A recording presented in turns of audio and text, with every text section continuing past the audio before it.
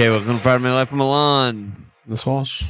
We were just talking about how fucking good my team is. Monster Green after the Jesus Hall, outscoring Isak, no problem. Better pick, cheaper. Better pick, cheaper. 12-2-16 his last 3 games. My fucking dumbass captained him in the 1-2 pointer, not in the 12 or the 16 pointer. No. I mean, it was a very... I mean, what do we say about the 12 pointer? It's not like he was fucking lighting the world on fire. He just got a rebound, tap in, and then he had a very fortuitous assist. Like, he's a fucking Jesus. Right place, right time. Yeah, that's basically his, epitaph. Is just right place, right time merchant. Yeah, and he did well on the goal, and he played well.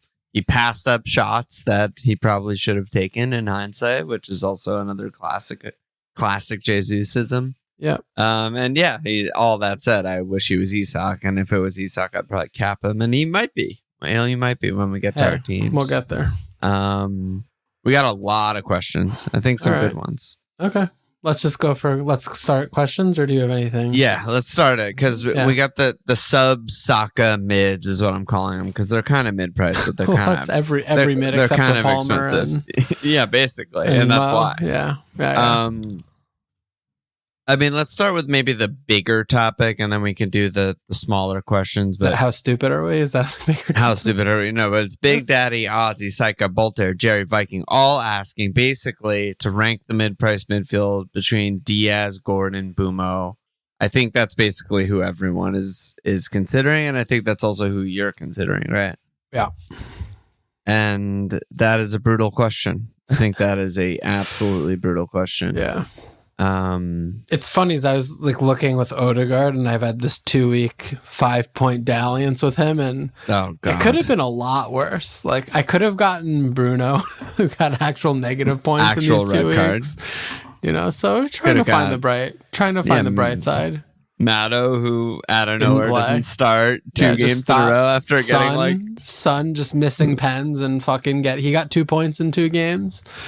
We could be doing worse. Yeah, I mean, CB's more specific question was Odegaard is in the torpedo tube, right? And I mean, he is in the torpedo tube is a very nice expression. He's a very beautiful, he's just like scenic. Yeah, just I'm imagining one of those like mail tubes in the office. Where you that's less violent though. The torpedo tube's more violent and better. Yeah. Yeah, he's in the torpedo tube waiting to fucking go to the depths of the Marianas Trench as far as I'm concerned. Yes.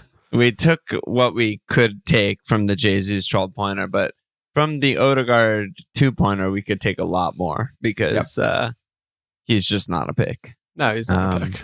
There was someone on Reddit when we were talking about him versus Bruno, and we were both agreeing that he's just better than Bruno, which...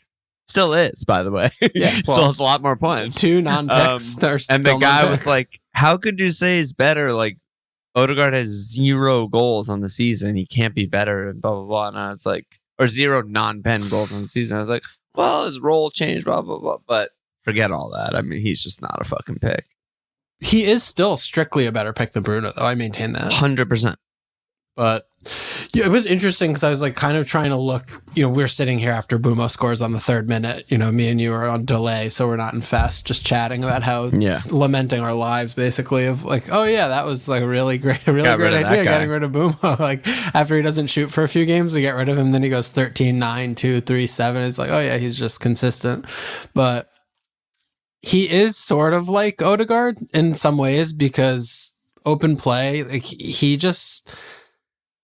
I mean, he's not there really in open play a lot. Like he's just he's so much width. And then, there are some moments where they're countering and then they just don't find him or whatever. And he gets a little bit central, but whenever they're dominating the ball or they have possession in the final third, he is not even remotely close to the penalty box or even in the box. Like he's so far away from being able to score a goal when they have the ball. Yeah.